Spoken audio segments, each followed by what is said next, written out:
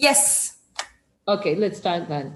Well, welcome everyone to our webinar series, Stronger Together. This is going to be the sixth webinar, and this time we are having our own faculty with us this afternoon. And thank you, Prof. Asif Khan, being with us.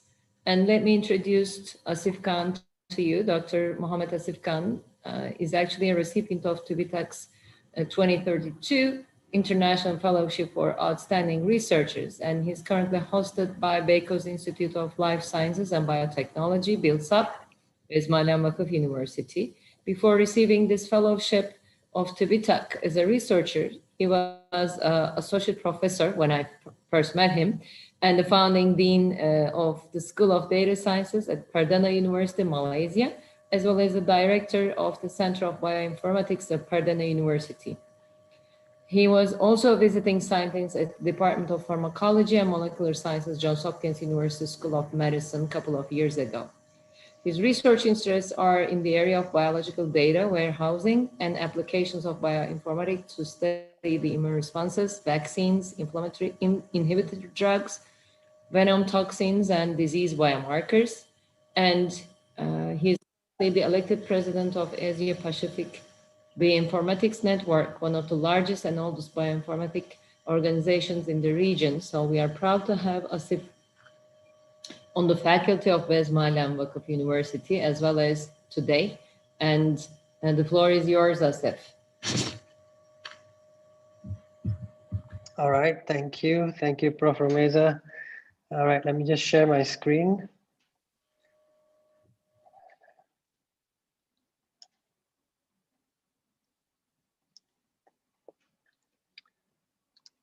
Okay. All right, so I believe you can see my screen.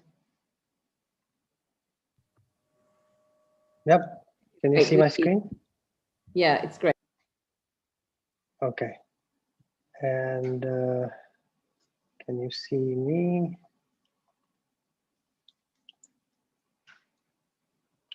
Okay, now my video.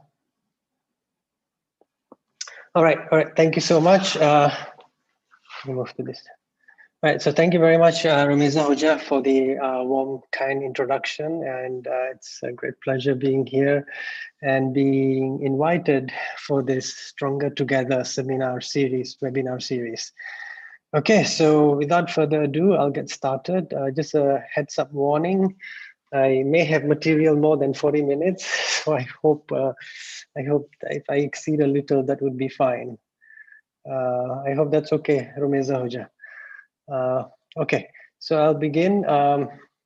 So the title, as you've seen, as you can see, so I'm going to talk about viral informatics, and I'm sure most of you are curious to what it means. So we'll move straight into the definition. Now, this is my own definition of viral informatics. There might be other definitions out there. So don't start Googling for this. You may not find it.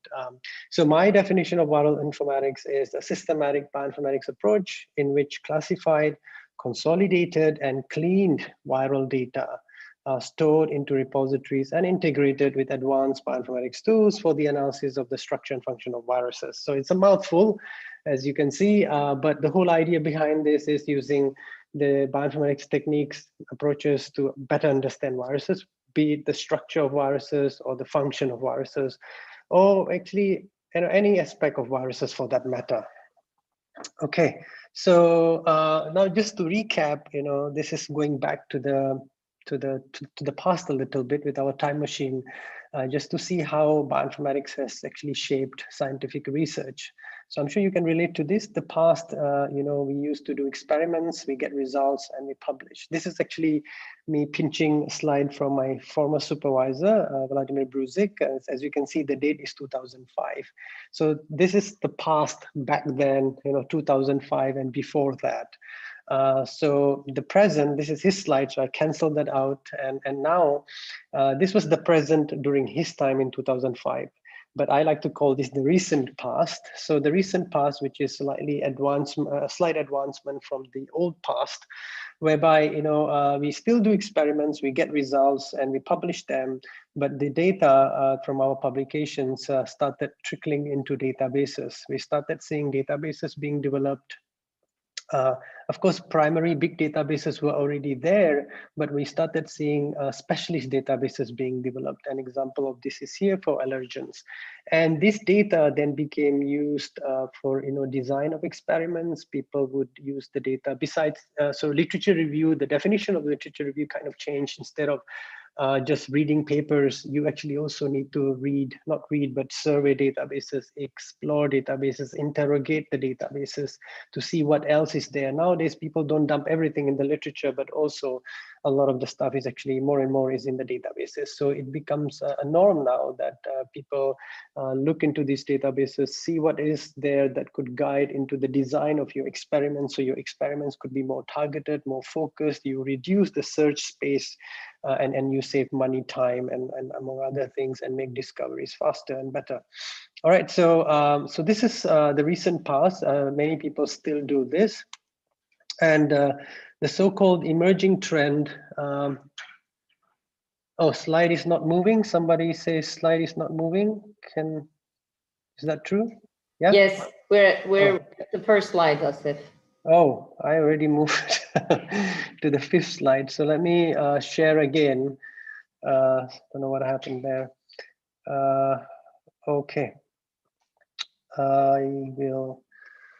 So you guys were the first slide. So just quickly, I provided the definition, and then I was showing this, the past, how we were doing experiments in the past. So is the slide moving now?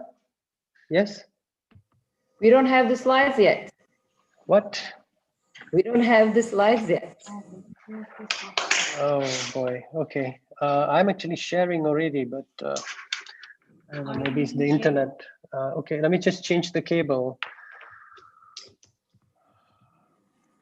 Sorry about that.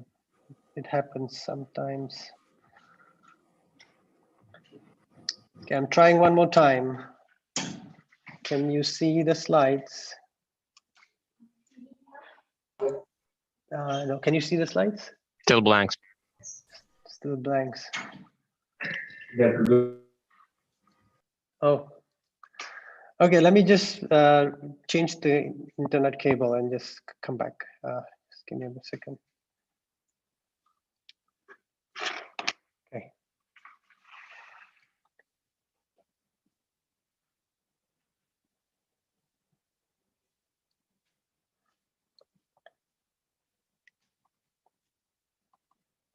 Okay, can you? Yeah. Yes.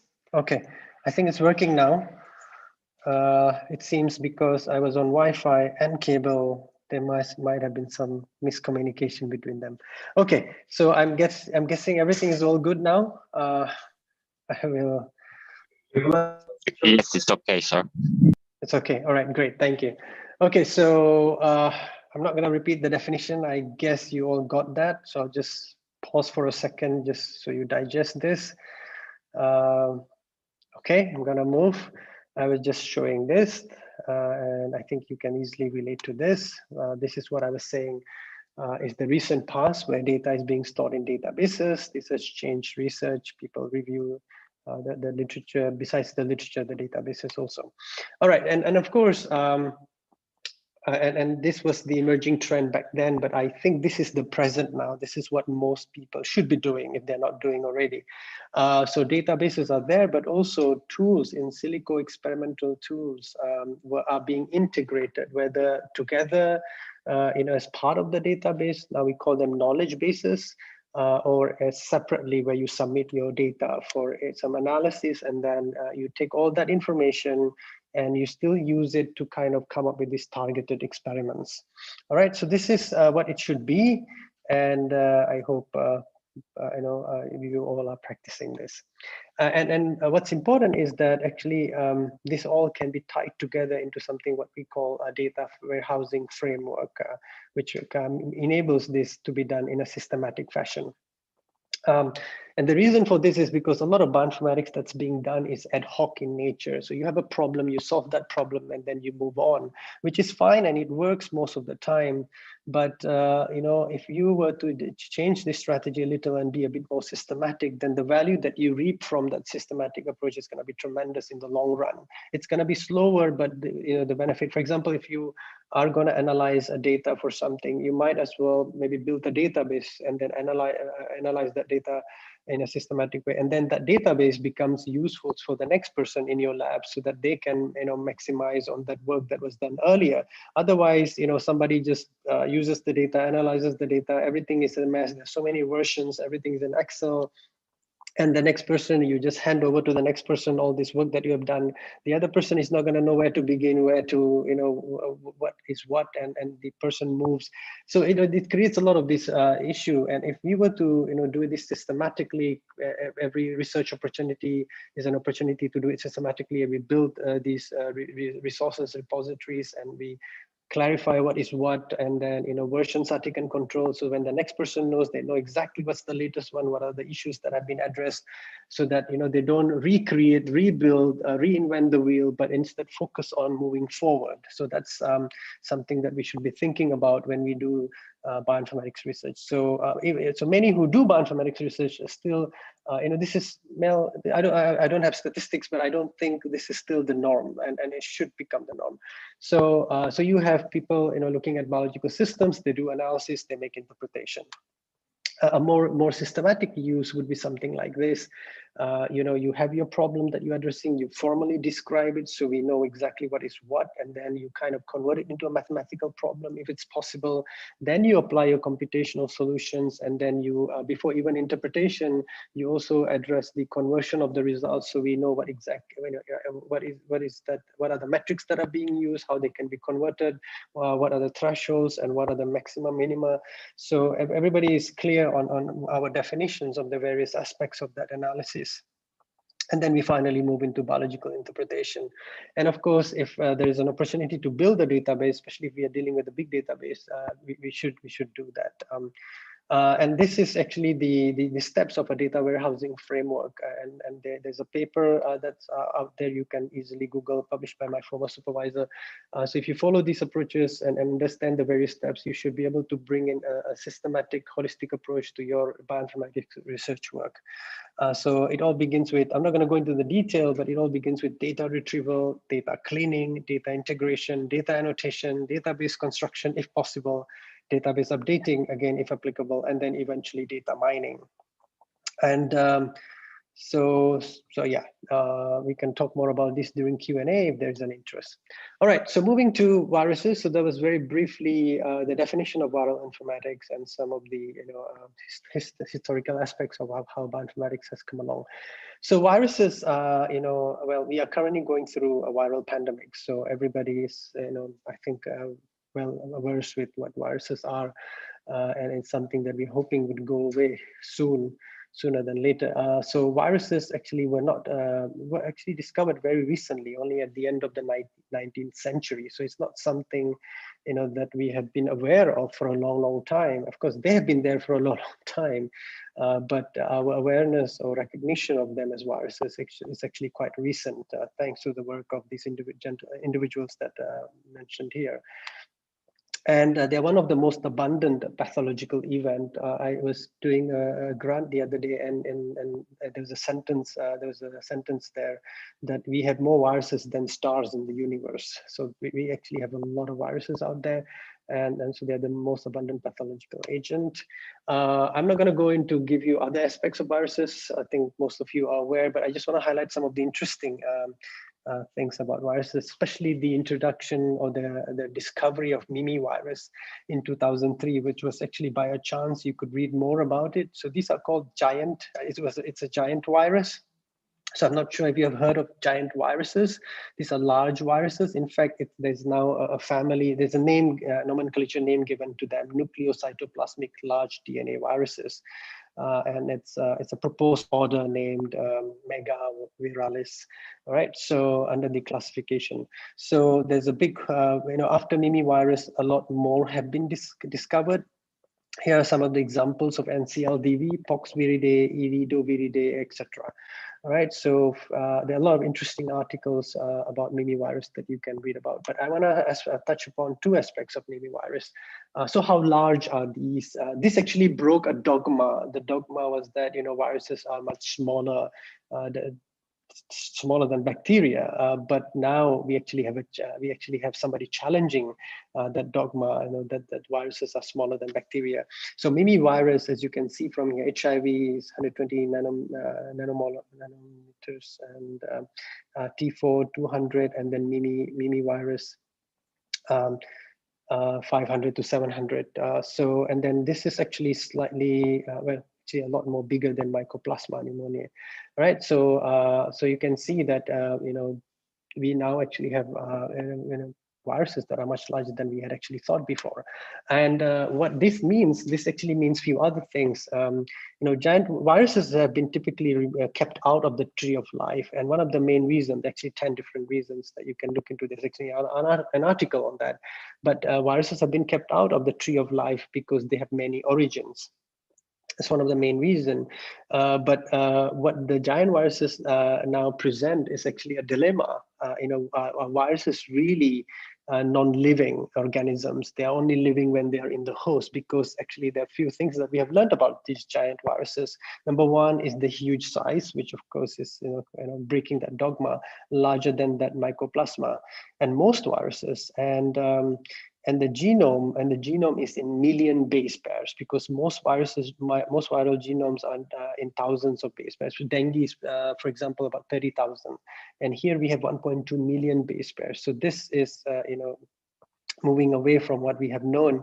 And what is interesting is in this genome of the virus, Mimi virus, or these large viruses, we have these classical you know, cell genes, genes related to protein translation, DNA repair, RNA modification, carbohydrate metabolism, some even tRNA. So there's now this partial independence from the host.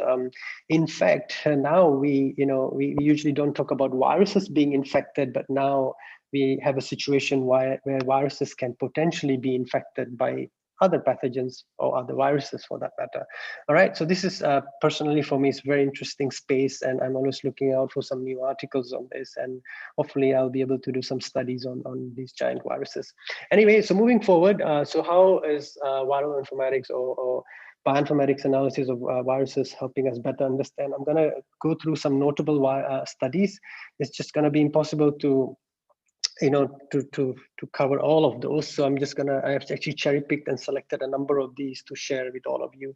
But before that, what makes viruses really, fascinating or interesting study, besides the given that they are fascinating, is that the availability of data.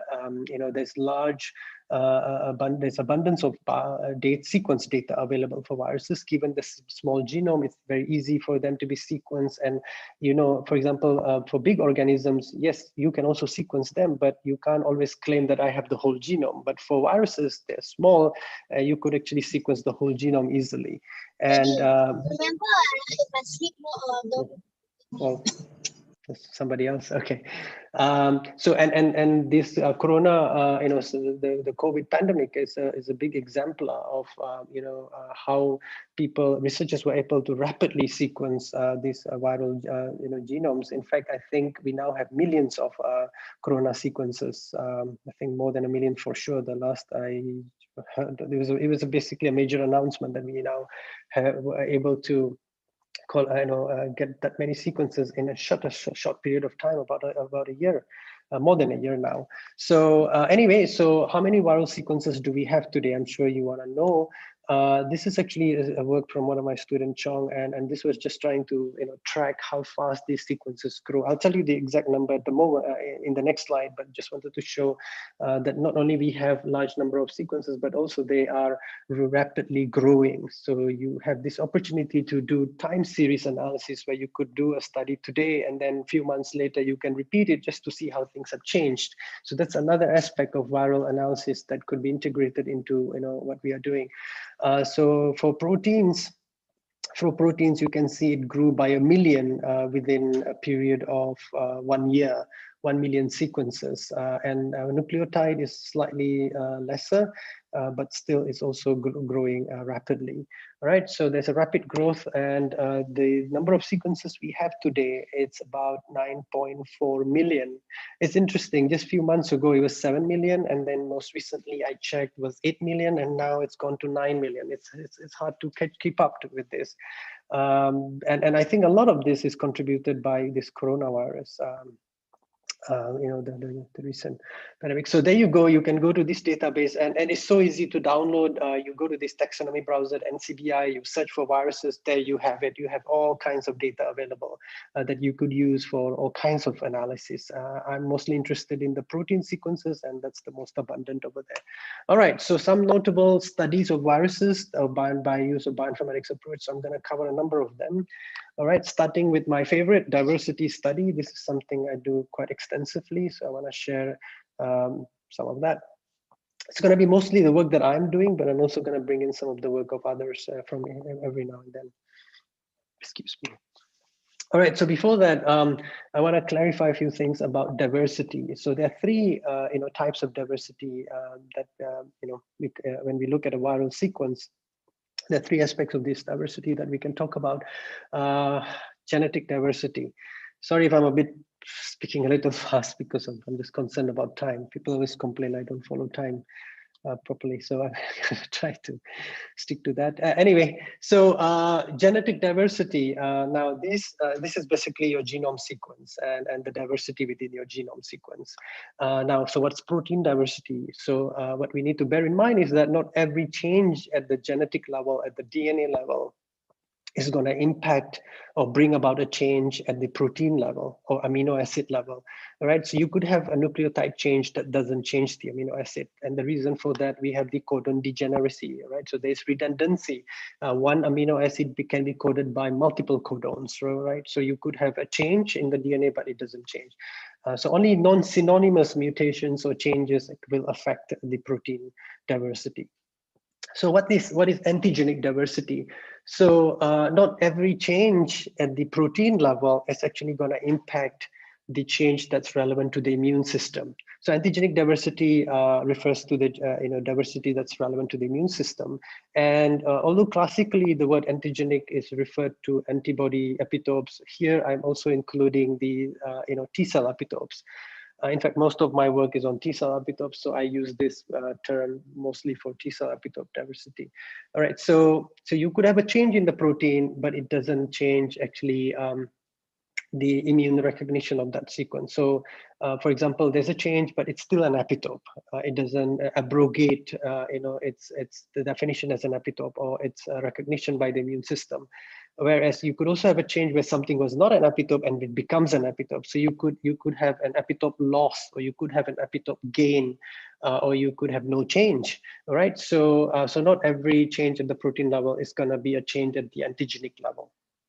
All right, so now that we got that clear, of course, we are very interested in these changes at the antigenic level, because these are the changes. For example, if there's an epitope loss, then you're going to have immune escape, something that the immune system was able to recognize. Now it is no longer able to recognize because a change that impacted the recognition, whether it's the HLA molecule recognition or the T cell recognition. All right, so immune escape is one problem. Original antigenic sin is another problem. This was actually first reported for flu, but it seems to be more talked about in dengue. I've done a lot of work on dengue. So in the case of dengue, you have first infection and you recover from it, you build immunity. And let's say the first infection was serotype 1, and you have second infection, serotype 2.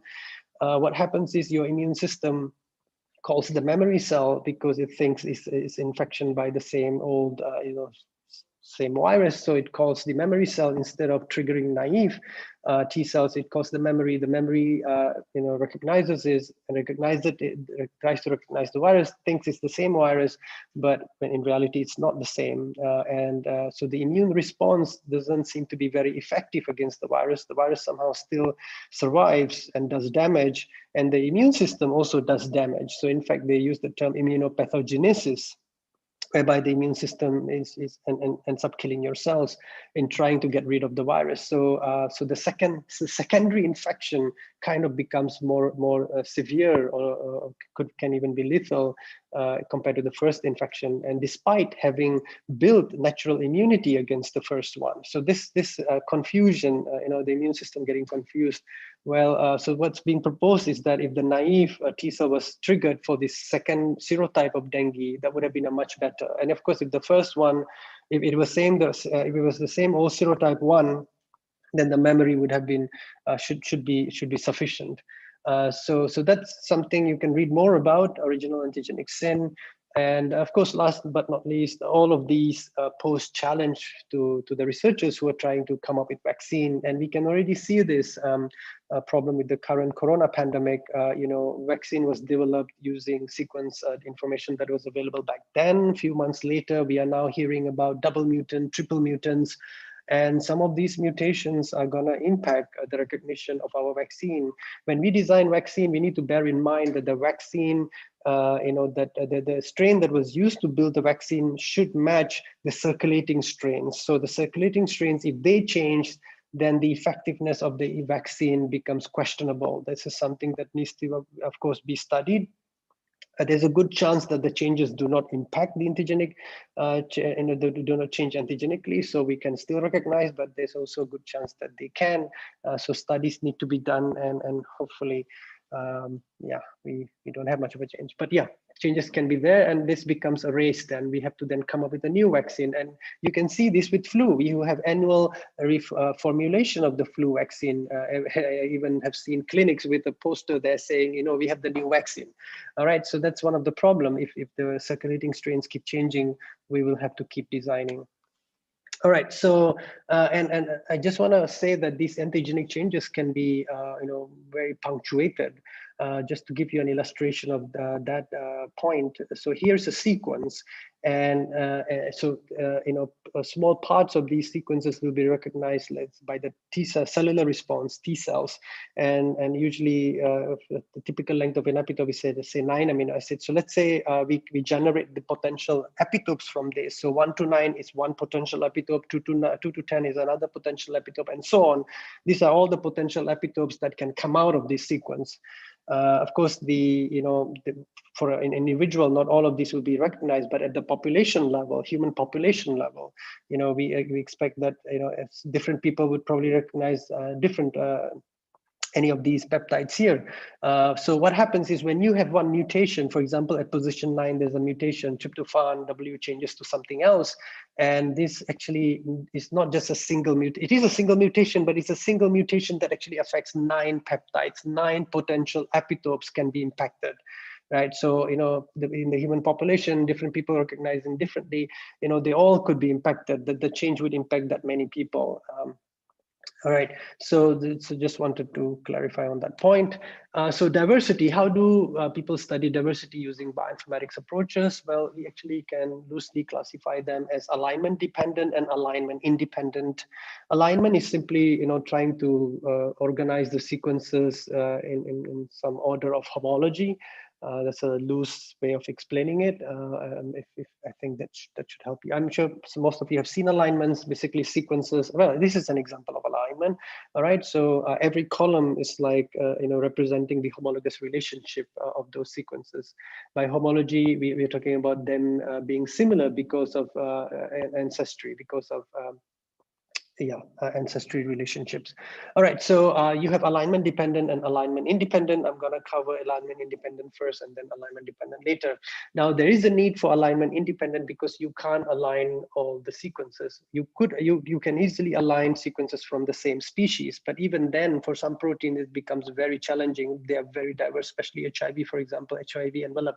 So, but for most, it should be okay. But if you, let's say, want to study not just one species, but a bunch of species that form a genus, and a bunch of species that belong to a family of viruses, if you want to study all of them together in one alignment, it's going to be really challenging. For some, you might be able to do this, but for many, you won't be able to do this. So we need an alignment independent approach. Of course, benefits are not going to be the same, but we should be able to also study, beyond a species at higher levels of the lineage, taxonomic lineage, if desired, and see what we can gain from that. We have not done a lot on this in the alignment independent space, but there's one, recent work that we have concluded and we're trying to publish that we have done this also from the student Chong.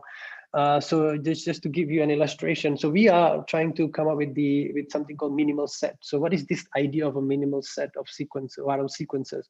So imagine you have 3 sequences that are unique. So there is a difference here. You can see the mutation FF, there is L here, and RR here, QLQ. So every sequence is unique. If you compare them, they are different from each other. Now, if we do the same thing, we generate the potential epitopes, T cell epitopes from each one of them. So you have this repertoire of T cell epitopes. And what you notice is that all the epitopes of this one are actually identical, of the epitopes of this one are identical between these 2 sequences and between these 2 sequences. And then there are some that are identical throughout. So these ones are identical throughout. So what you notice is that this sequence actually is antigenically redundant. You actually can get rid of this, and all the epitopes that you see here are either captured here or the other one. So you don't lose any of that repertoire if you remove this sequence. So we can actually, that means compress the data set. Instead of studying 3 sequences, we can just compress it, come up with a minimal set of 2 sequences, and studying 2 should be able to capture the diversity that's present in all the 3. So that's the idea of the minimal set. And so Chong built the tool and we applied the tool, and this long story there, the tool can do this. And we basically applied the tool on all viral sequences back then. So back then we had about 4.9 million, about 5 million sequences, and we were able to compress the data by 56% simply removing duplicates. So that's easy. A lot of sequences out there, although it says 9 million, about 50% of them are going to be duplicates. So if you remove duplicates, you come up with the unique set of sequences. And then what we did, we used the tool and we removed antigenically redundant sequences. We were able to compress by 16%, and we ended up with final number of about 1.3 million. So the total reduction is 73% duplicate plus the antigenically redundant. So we were able to compress and by 73% and reduce that search space to 26. So by studying just the 26%, you are in a way studying the total repertoire of epitopes present in all those 4.9 million sequences. So now this data set is much smaller. It makes it much easier for anybody to do an analysis on this.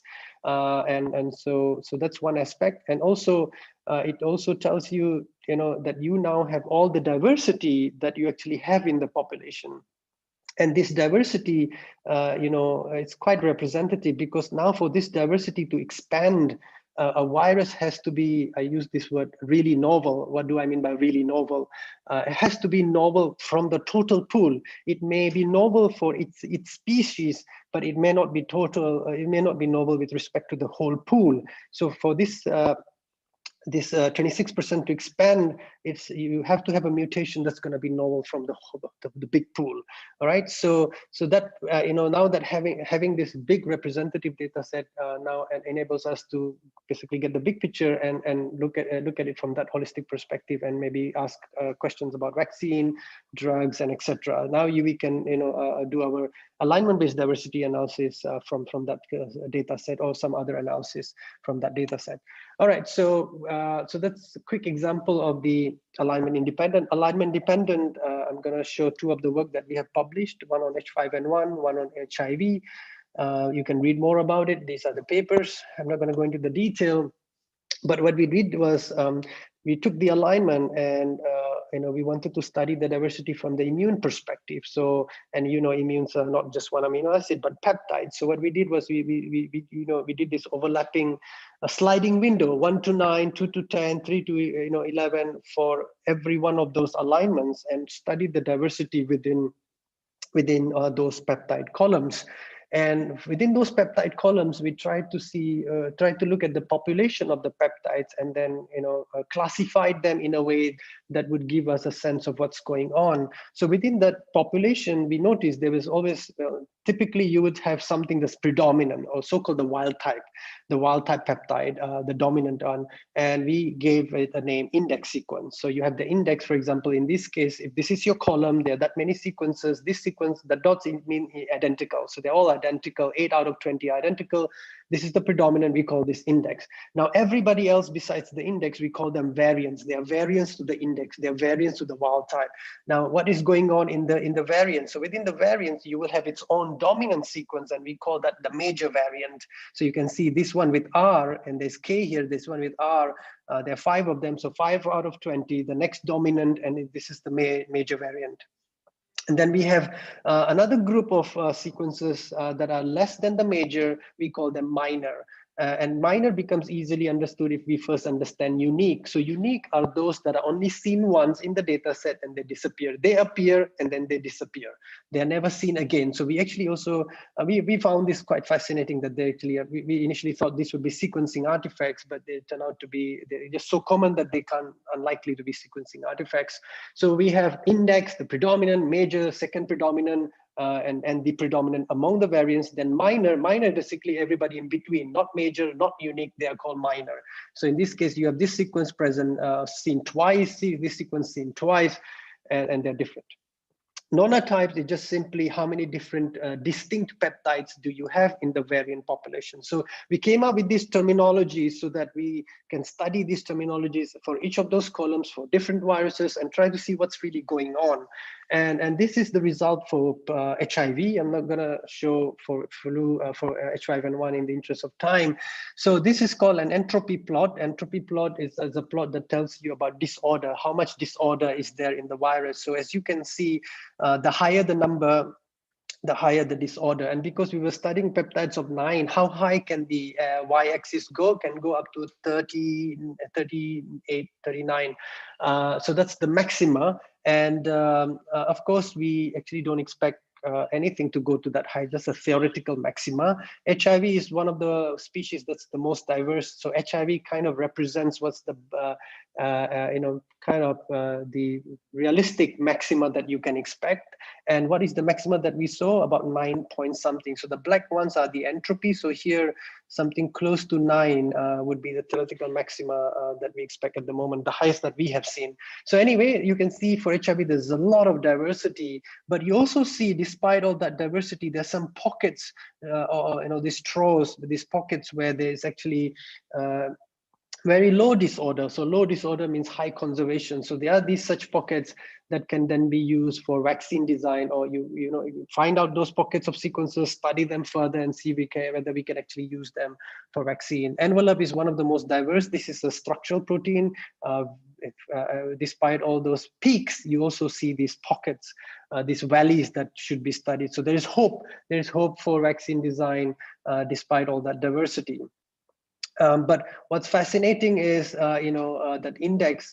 So the index for all those positions and the percentage of the index. So you, of course, will have positions with 100% index. So there are positions. Actually, the highest we saw was 98%. So there are positions where your index can be up to 90. We didn't see 100%. There was no position with everything with one sequence, but there was a position with one sequence 98%. And an index actually could go as low as 2%. This was quite fascinating for us. You can actually have an index, the predominant sequence 2%. Now imagine the variants. The variants are 98%. Now think of what would be the composition of the variant to make up 98%? How much would be unique? How much of that would be the major? And how much would be everything else? And bear in mind that if index is 2%, the major has to be below 2%. Otherwise, major would become index. So major has to be below 2%, minor has to be below the major, and unique has to be below that. So you have the nonotype would then say there's just so many variants there at those positions. So these positions with very low index, these are hotspots. We call them hypervariable, very extremely diverse. They actually have index of 2%, major below 2%, a lot of minor variants and a lot of unique variants. And you can see the corresponding position, the minor variants, there's so many of those minor variants, and the green unique variants. So these positions, you can actually have unique variants for some of these up to 40% or 30+%. So imagine unique variants, seen once, disappear, never seen again. 30% of those sequences are like that. All right, so this it helps us better understand what's going on. Where are the conserved sites? Where are the variable sites? How variable are these sites? What is the composition of that variability? What's actually driving that variability? Well, this is the result. And you can see the nonotype, the number of variants, distinct variants in that position is super high. And these are the sites that you want to avoid at all costs from vaccine design. And of course, if you use the traditional approach for vaccine where you throw the whole virus, this is not going to work because you have no control of what position gets recognized by the immune system. So we need to take control of that. We need to be able to tell the immune system, recognize this, not recognize all the others. If we throw the whole thing because of immunodominance, the diverse ones will bully the conserved ones. The conserved ones will never get the chance, or won't get the chance, much of a chance to be recognized. The diverse ones that get recognized, and then you have the next infection, and there will be a mutation, and your memory response is not going to help, right? So we have to now look into approaches like epitope-based vaccine or peptide-based vaccines, where we can target and choose these conserved sequences, create a cocktail, and then kind of immunize people with those and try to force the immune recognition to that, so that the memory response will be targeted against those in the new infection. So these are the weak sites. We need to target the weak sites. But epitope-based vaccines is still, in exploration. So there's, most organizations or most vaccine developers still go with the traditional approach because there's not much success yet with these epitope-based approaches. But people are working, and hopefully we will be able to, design better epitope-based vaccines that can match the response. And one of the problems with that is the response is quite weak. So we need to think of adjuvants and others. Anyway, so that's a bit of HIV, very interesting. I hope you for more details, you can read the paper. Moving on, what else can we do? How am I doing with time? I hope I am still okay. Can somebody tell me? 10 more minutes. Okay, that's not good. Okay, surveillance study. So we can also use bioinformatics to do surveillance. As we know, the flu is a big example. Human influenza virus. There's basically, the mutations that change. That basically allow the breakage of that species barrier. Zoonotic viruses can jump into to the human host, because instead of recognizing the receptor that was meant for, let's say, the avian population, now they have the ability to recognize the human receptor as such. Then they are able to infect, they are able to enter, and people have identified such mutations. And some of them affect the receptor binding, some of them act as enhancers. There's a lot of study that's already being done.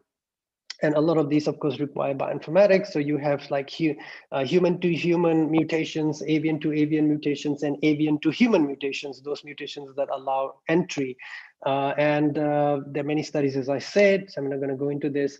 This is actually a study done by one of my former supervisor with another student, and it was really interesting that you could actually take all the sequences and do a machine learning model in them and try to identify signatures for those sequences. And you can see from here the typical avian, they're of a certain color. The zoonotic, they look different from the zoonotic confirm, and the typical human are of a certain different signature. Now, this can be very useful. For example, if you own a farm and you can use this prediction tool, sequence, randomly sample, sequence a virus, and then subject it to this software, this tool, and the software will try to classify the sequence, whether it's typical avian, zoonotic suspected, zoonotic confirmed, or typical human. And if you find something that's typical human, well, then it could be just from a human passed to the birds. But if you find something that's zoonotic suspected or confirmed, then that's something to be worried about. And then the authorities can then take the necessary actions to further inspect that particular farm. So this is a surveillance strategy that can be implemented. We also took over this classification of the motifs, and what we thought was, if there is a mutant in the avian pool, that's maybe a major, and then in the human sequence, it becomes, let's say, the index. So there's a big jump in terms of dominance, something that was major, and then suddenly in human, it was index. So we actually looked out for this in H7N9, and we actually were able to identify a number of such signatures that could explain how H7N9 which was a threat in 2013, not too long ago, still poses a threat. We were able to identify such signatures that actually possibly allowed the virus to enter the human host. Back then, it was the first time. And from all those 109, we actually identified 7 in yellow to be most likely reasons why they were able to enter, because the green ones were already there. The white ones, we also see them elsewhere, but it's these yellow ones that were there for the first time, and they were completely conserved in the human viruses. So we were able to narrow down to 17 potential candidates, mutations that could have allowed these avian viruses to enter human in 2013. All right, so and you can see this big difference. There was like this didn't exist, and suddenly, bam! In 2013, you had these mutations, and it's just spread like fire to other avians and also human viruses. This is actually just recently got accepted. It should be out in a few days' time, and you can read more about it. Just look out for H7N9 virus from our lab. We actually have a tool now that can do this. For any. So if you have any virus from one host and another host, and you want to see if there is any potential transmission between them, you can use this tool. Although this tool was built for flu, it actually can work for other viruses.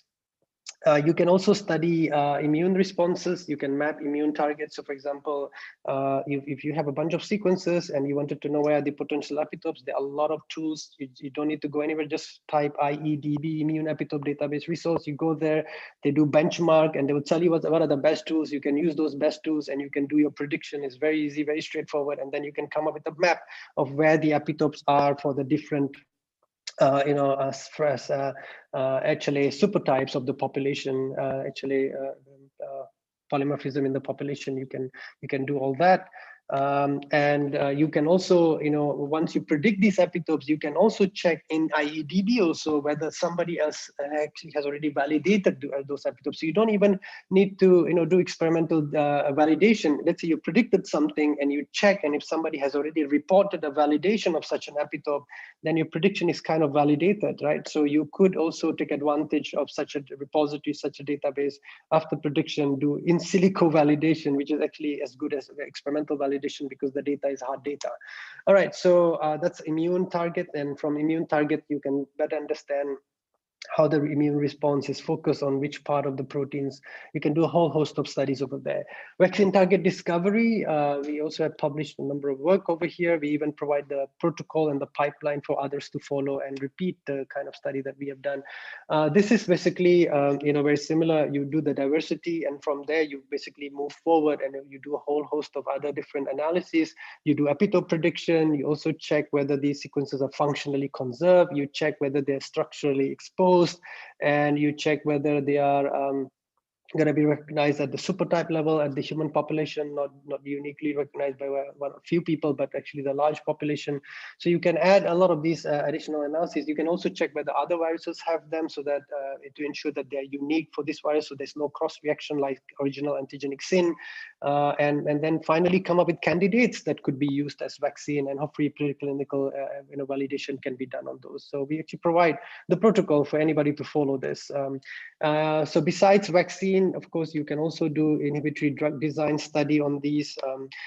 You can take the same diversity study, take the conserved sequences. Conserved sequences are good targets for drug. Then you can explore whether you could use a small molecule to block that site.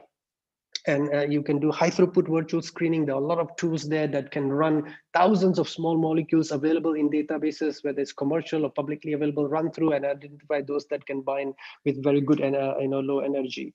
And you can also explore another approach, which is peptide-based approach. So small molecule is one, peptide-based is another one, whether another peptide could actually block that conserved site. So this is something else that could be explored. Epidemiological study, this is something, AMI is quite a fascinating tool. This was actually done by somebody in Malaysia, and this was actually used for the Olympics in Brazil to predict for dengue potential for dengue, cases, clusters. So this is a tool that's built on machine learning AI, and it actually takes advantage of a host of data from the Ministry of Health, data from the environment, data from sequences, puts it all together, tries to see what is the likelihood of potential sites or clusters to come up, that could be dengue hotspots, and this is quite important for the tropical countries where dengue is a common problem. So AMI is something else that can be used to better understand how viruses, basically how viral infection clusters can crop up, where the threats could be before even they happen. So preempt and then apply some studies to control that. Evolution, this is very common, very typical. Basically, you can use phylogenetic tools to come up with to classify the viruses, to understand how they are related, not related. So for example, when 2003, when the first coronavirus infection happened, we had the sequence and we didn't know what it was. And we could do blast search and we found out, oh, it actually belongs to coronavirus. And then we can take all the coronavirus sequences and do phylogeny to see whether it clusters together with the existing corona or whether it's actually different from the existing corona. And we found out that it was actually different from the existing corona. So they called it atypical. So you can, we can learn a lot from this phylogenetic in terms of how those viruses relate to other existing viruses. They cluster together, or they're different from the existing ones. And this can be useful. For example, if it did cluster to something where we have a vaccine or a drug, then we could make a case for that drug to be used against that particular virus because of that potential similarity. And of course, other follow-up studies can be done from there. Host mimicry, I'm finishing my last one. We do know that viruses integrate into the hosts, and HIV is a good example. And these integrations represent some sort of a footprints in the mammalian genome or whatever genome that you're interested in. And we could actually look for these footprints and try to understand and like, why does it happen? How does it happen? How extensive is this? And we could probably also learn about, when was the earliest that it happened and what it could tell us about infections in the past before our own time, right? So these are called so-called fossil copy of genes in mammals, and so it has important implications. And of course, viruses also use this as a mechanism to hijack the cellular machinery. So HIV, for example, not just integrating, but also adopting human-like protein, the shape, the sequence of something in human, and this can affect recognition. My best example is cytomegalovirus. They actually code a protein that looks like the HLA molecule and fools the immune system. All right, so there's so much going on in terms of mimicking or sharing of sequences. So I'm not just talking about integrated, but even if not integrated, there is some sharing. So we went about to ask, so we took all the human sequences, we took all the virus sequences, and we asked the question, how much of that actually overlaps? Exactly 100% identical sequences between them. We did this at the nonomer level, so we generated monomers from the viral, we generated monomers from the human, and we compared and we removed the duplicates, and we came up with the unique monomers, and then we compared the unique monomers to see what is the overlap. So we found 135,000 monomers, so peptides of 9 amino acids actually being shared between humans and viruses. And that's great. And now we say, okay, where are they coming from? Which protein are they from? What does this mean? What are the functions of those protein? What viruses are these coming from? Whether those viruses are medically important or not medically important. So there was whole host of whole range of questions one could ask. This was actually a PhD work which we have finished, and we are preparing publications on this. So a total of that many, and this represents 0.13% of the virus sequences and about 0.72% of the human sequences. So very small, less than 1%. But this is the interesting part. These monomers actually map to 819,000, 18% of the viral sequences, that many millions, 819,000 sequences of viruses have these nimers, and 164,000 sequences of the human protein sequences that actually contain these nimers. So that, I think, it's a huge number, and it probably can tell us a lot about how this host pathogen interaction has shaped up over evolution. All right, so you can see the less than 1% is the shared proteome. We came up with the term shareome, right? So Sorry about that. And then from this Sharium, we can study what are all the viruses, what are the human viruses, and then what are the medically important viruses. And then we can then see what are some of the further implications of that. And then from there, you can do structural characterization, functional characterization, and immune characterization. All right, so I'm done giving examples. There are just so many other things one could do in the world of viral informatics, but there are some challenges. Data, if you're dealing with big data, data download can take some time, but now there are solutions towards this. You can use APIs, speed this up, but it will still take some time. You can't download, for example, 9 million sequences in few hours. Maybe in the future you could, but that's fine. I think there are ways to speed up, but still it wouldn't take a few years or a few months.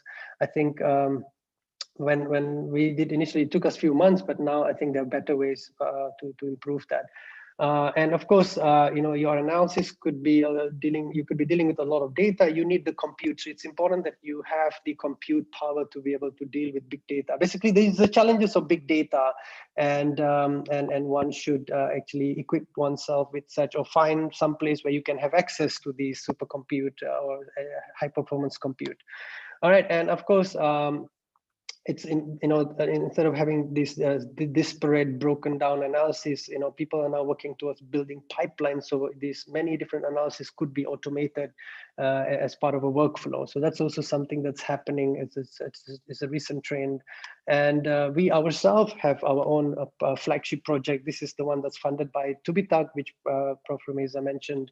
VIVA, a viral variant analyzer. This is something we are hoping to build a pipeline, a massive pipeline that would integrate the diversity analysis that I talked about, vaccine target analysis that I talked about, inhibitory drug analysis, diagnostic analysis, surveillance analysis, all that put together, and not just for one species, but all the species of viruses that we have in that 9 million sequences, to be able to do all of that and then be able to present this result. And hopefully we can, showcase this to WHO, and hopefully WHO would be, interested in using this for their own viral surveillance or other aspects. And of course, other communities would take advantage of this. This is work in progress. We are halfway, and hopefully we would be able to reach our goal and our dream project, complete our dream project. All right, so to end, I think viral informatics is a great area of research to interrogate biology. Viruses are very important. They are the most abundant. They also, they just tell us so much. They can tell us so much about life, so much about how biology works. They're the best biologists, molecular biologists in some sense. So they're also symbiotic agent. They are pseudo-living. All right, there's just a lot about them that I talked about earlier, and many more. And the growth of data is so rapid. The genome is small. They just, you can probably say, I got the whole genome, and whole genome gives you everything that you need to study to understand the viruses. So there's that ease there. And of course, laboratory manipulation besides BSL-4, I think otherwise it's much easier to work with viruses compared to maybe a higher organism. Or maybe people would disagree with that. But what I'm just trying to say is, given their small size, there's a lot that can be done, and we have already learned a lot about how to handle viruses. So there's that advantage in terms of validating whatever you find in the wet lab. So you can partner with people to do that. All right. So I just want to thank everybody from Pradana to National University of Singapore, from Johns Hopkins, from Ningbo, China, and all the various funding agencies, and of course Bezmi Alim Waqaf University and TÜBİTAK. For supporting all the work that I've been doing. Thank you very much. I'm happy to take questions. Thank you, Asif. This was a quick summary of all the viral informatics. I think it would have taken you a day to go through them in detail, but I am amazed with the things that can be done with the informatics.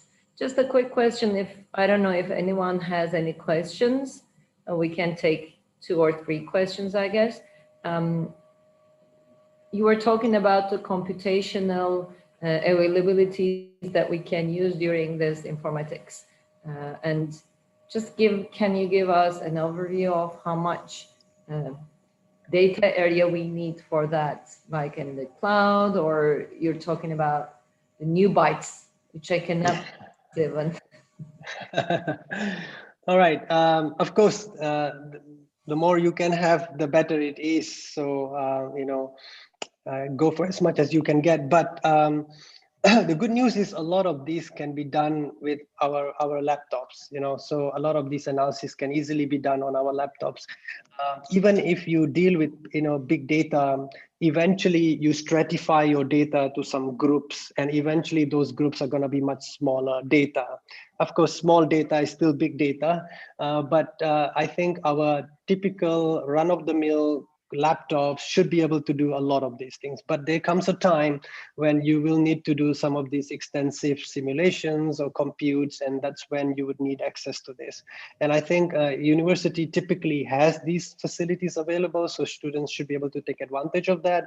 And countries always also have, for something much bigger, you can go national and you can ask the government for some compute resource that you could do.